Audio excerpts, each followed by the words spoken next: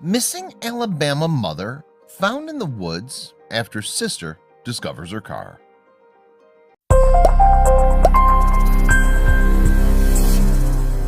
While it may seem impossible for someone to disappear without a trace in this day and age, people go missing every single day. Authorities have to be very disciplined in the beginning of any missing person case to ensure they don't develop what people call tunnel vision. Tunnel vision is when authorities early on develop a theory and try to prove that theory instead of keeping their mind open and looking for all possibilities. With any missing person case, the rule of thumb is that every hour and day that goes by, the chances of finding that person safely gets slimmer and slimmer. In early February 2018, authorities in Alabama were faced with an extremely difficult case to solve. Lisa Holman went out with a friend on a Friday night and simply vanished. When she never returned home, her family knew something was wrong. The Alabama mom had disappeared, and as hours turned into days, her family feared they'd never find her. It was a true race against the clock, and the stakes were life or death. On Friday, February 9th, 2018, Lisa Holman had made plans with a friend of hers who she hadn't seen in some time. She told her friend she'd be out that night visiting and getting dinner with her friend in the area of Helena, Alabama. Helena is only about a half an hour drive from her house where she lived in Chelsea, Alabama. Every mother deserves a night out with a friend, and Lisa was no exception. She looked forward to nights out with friends and was very excited to head to dinner and be able to let loose a little bit. While she loved her family, she also loved spending fun times with her friends and enjoyed their company. Lisa's family knew she'd be out all night, so it wasn't alarming as the night grew on and she didn't arrive home. When the 45-year-old mother still hadn't returned by 11 p.m., it was a bit odd, and that was a lot later than Lisa would normally stay out. The family started to get worried, as it wasn't like Lisa to stay out that late. As 11 p.m. passed and it was getting closer to midnight, the family began to wonder where Lisa was. They called her phone but didn't get any answer. Next, they texted her saying, "Please call as soon as she sees this," but they never heard back. Her family knew something had to be wrong since she didn't answer their calls or text messages. Staying out later than usual was one thing, but not responding to calls or texts was something entirely different. The family then reached out to Lisa's friend, who she was having dinner that evening with. When they got in contact with her friend, she was surprised Lisa had not come home yet. According to Lisa's friend, she hadn't heard anything from the 45-year-old and just assumed she'd gotten home safely after she left to drive home a little after 9 that night. Lisa left in fine spirits and was totally normal. She wasn't drunk or under the influence of anything, so there was no concern for her safety going home that night. What was very concerning to the family, though, was that she left dinner at 9 p.m., so she should have been home by 9:30 p.m. It was now close to midnight, and there was no contact with Lisa. As the sun began to rise on the next morning, there was still no sign of Lisa. The family sat up all night, wondering what was happening, and their biggest fears began to sink in. They thought about calling the police that evening, but was optimistic that this was just a mistake and that there was nothing afoul. The police typically don't define a person missing unless there's no contact for 24 hours, so all the family could do was sit home and wait. It was a very long night where they feared the worst. Trying to go to sleep knowing Lisa was out there somewhere and possibly needed help was impossible. The family sat up all night pondering if something happened to her. Was she kidnapped? Who would want to hurt her? So many questions that they would eventually get answers to. Early that Saturday morning, Lisa's sister, Kathy Holman Caulfield, and Lisa's 17-year-old son, Jackson, couldn't sit around waiting any longer and decided to go looking for Lisa. At this point, she was not gone for 24 hours, so they thought they couldn't get the police to help them and did their own search initially for Lisa. To start their search, the pair decided to retrace the route Lisa would have taken to Helena, Alabama. They felt this was the most practical strategy and would help once they got their authorities involved. They decided to drive along the route that Lisa would have taken to dinner and carefully look for any clues for her along the way. At first, when they were driving, they saw nothing that stood out. They wondered if this was a big waste of time. But then, while driving around County Road 36 in Pelham, Jackson spotted what looked like a car. The car looked as if it had crashed off the side of the road, and he told his aunt to pull over.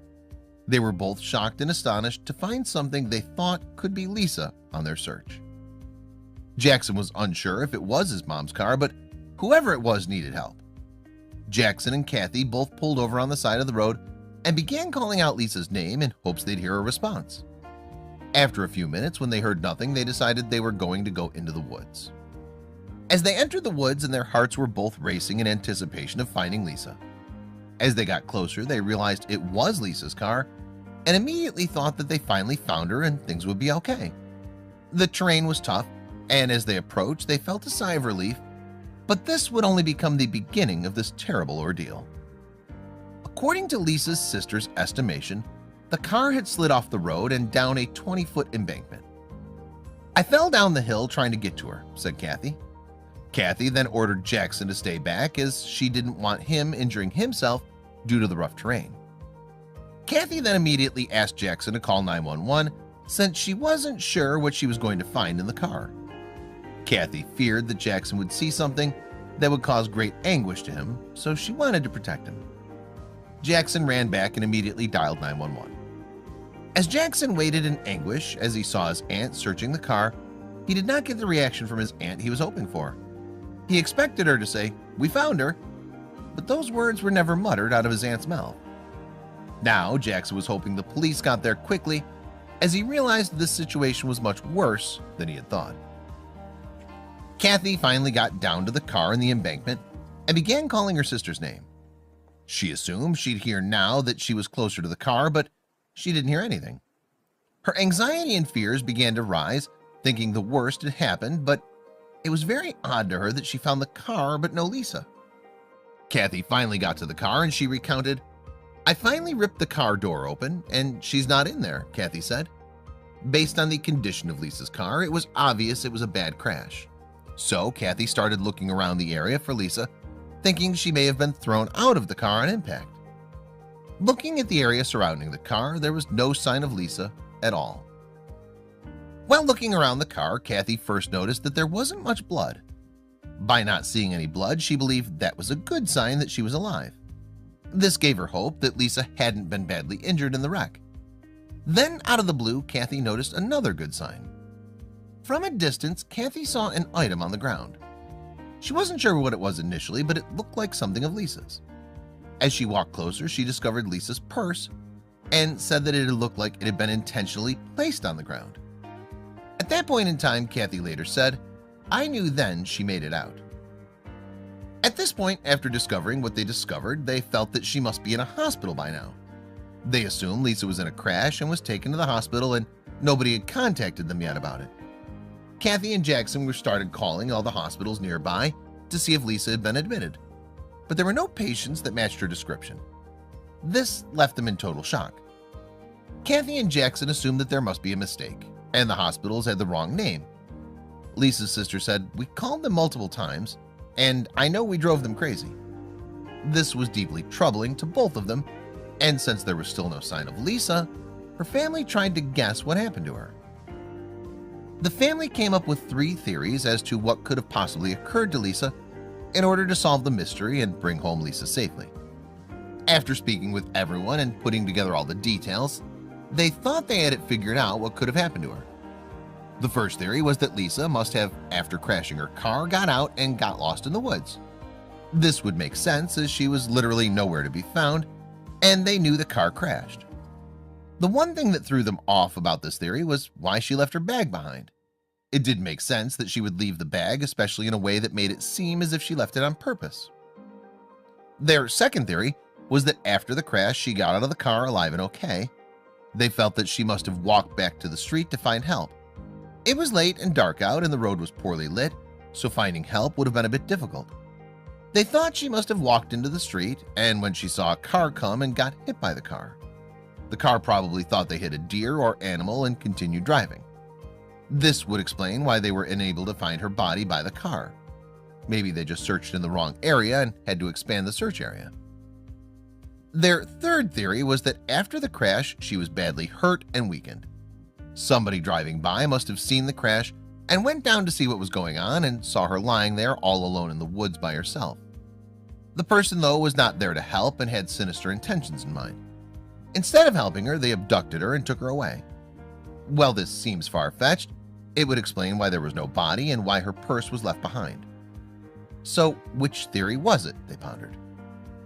After some time to calm down, the family called the police. Not long after, Pelham police and firefighters and Shelby County Sheriff's deputies arrived at the scene of the accident and began their first search. Although Lisa was not missing for 24 hours, the police had a car crash and can start their investigation early. Finding Lisa's car and getting the police involved early would be a pivotal key to solving the mystery.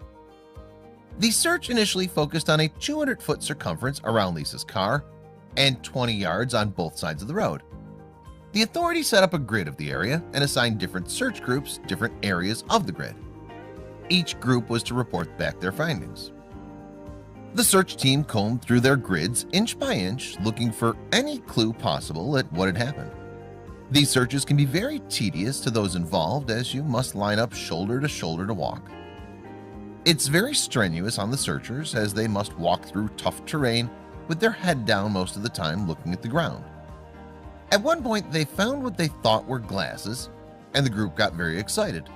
Authorities raced over to determine if it was a piece of evidence, but ultimately ruled it out as just garbage in the woods. Lisa did not wear or have glasses, so they could not be hers. The searchers continued on, nonetheless, determined to find a clue. Despite their best efforts, there was still no sign of Lisa and any tracks or traces of where she had disappeared. Then, to make matters worse, it began to rain during the search, hampering the search team's efforts. Due to the train, the search team was called back and the search was put on hold. Lisa's family was devastated. Authorities decided that they needed to keep the search going even if it was raining, as time was of the essence, and at this point, time was also not their friend. They went high-tech by bringing in drones to search for her, which would use cameras as well as heat detector.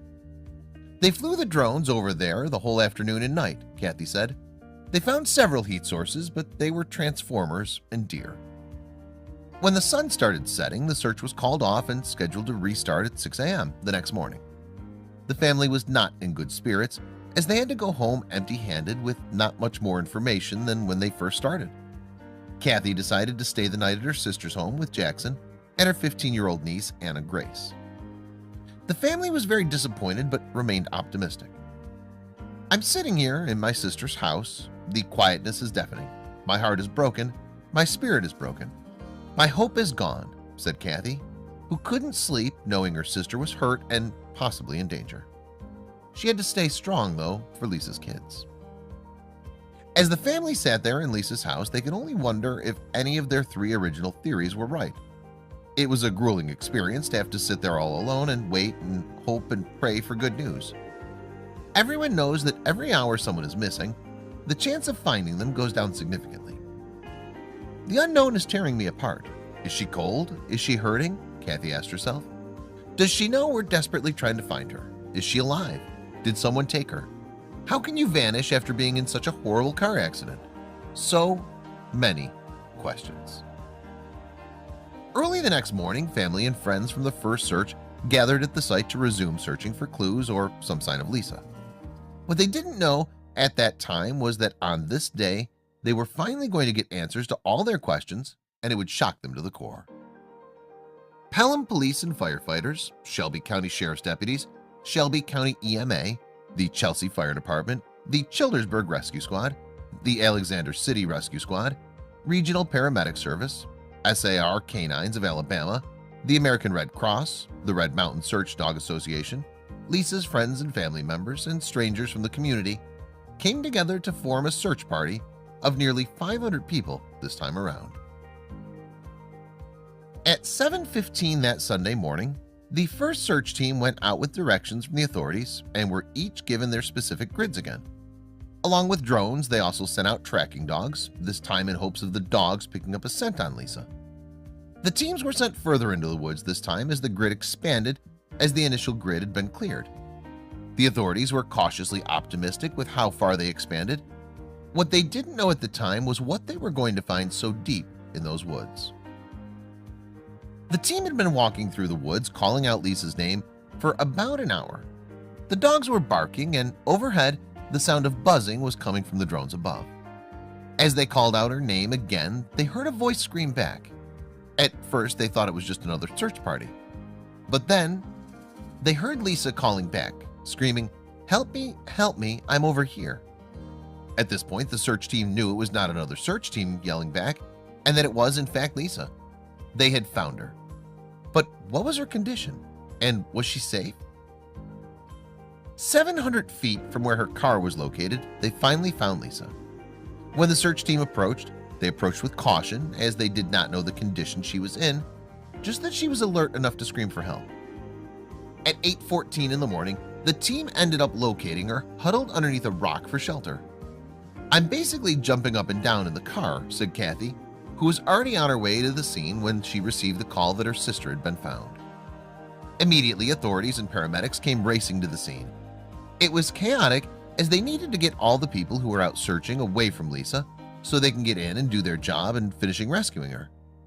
Authorities knew how long Lisa was out there for and knew she'd be in dire condition. She'd gotten into a bad accident and then was out in the woods all alone for almost 2 days. She lived this long, so they wanted to move fast to save her. Rescue workers were able to get Lisa out of the woods and then rushed to the hospital to be treated for her injuries. They were able to tell right away that Lisa was in bad shape and believed her injuries were life-threatening. Once she arrived at the ER, she went through a ton of tests and x-rays and body scans. They concluded her injuries included a broken clavicle, 6 cracked ribs, a fractured C7 vertebrae, and a lacerated spleen. Now authorities wanted to know what had happened. After a few days, authorities were finally able to speak with Lisa and find out what exactly had happened. Lisa explained that she passed out after her car slid off the road in the rain about a mile away from her home. Lisa explained she doesn't know for how long, but when she came to, she thought the car might explode and she knew she had to get out, her sister Kathy explained. This explains why she was found so far away from the car and how they missed finding her during the initial search. Even with all her injuries, Lisa managed to climb into the back seat and was able to get out of the car. She stumbled out of the car and went 10 or so feet, put her purse down, and decided she needed to try to find help, her sister Kathy said. While walking, Lisa lost her bearings and was unable to figure out the direction she was walking in. She got lost and ended up walking deeper into the woods instead of to the road. She said she just wandered that whole first night, Kathy added. When the sun started to rise, Lisa was exhausted and in pain, so she found a rock overhang and crouched underneath for shelter as it started raining again. She said she prayed the entire time, Kathy said. All alone, injured and cold, lost in the woods by herself, was Lisa. She just knew she had to get out and get help. 35 hours after the crash, help finally arrived when the search team finally found her. Throughout the entire ordeal, the one constant for Lisa was the power of prayer. Every minute she prayed that someone would find her. As scared as she was, she turned to her faith in hopes of living to see her son again. We'll never be able to express our gratitude to everyone who was called, texted, and prayed. Thank you seems so inadequate, said Kathy. Believe in the power of prayer, she added. I believe angels were watching over her and protecting her every step of the way. I don't have any shadow of doubt about that. A few days into her recovery, Lisa met with a few of the nearly 500 volunteers who had searched for her. Still in her hospital bed, she laughed and smiled with the rescuers and released a statement thanking everyone. For someone who felt that she might not make it out of the situation alive, Lisa was with extreme gratitude to every single person who spent any time searching for her and looking to rescue her. Her statement read, "Needless to say, these last 2 days have been very emotional for our family. Lisa's rescue Sunday morning was definitely an answered prayer," the family released on Facebook page of the police department. Amazingly, she suffered only a few broken bones and other minor injuries as a result of the accident. Her ability to withstand these injuries, the weather conditions, and the length of time in the woods is a testament to her resiliency.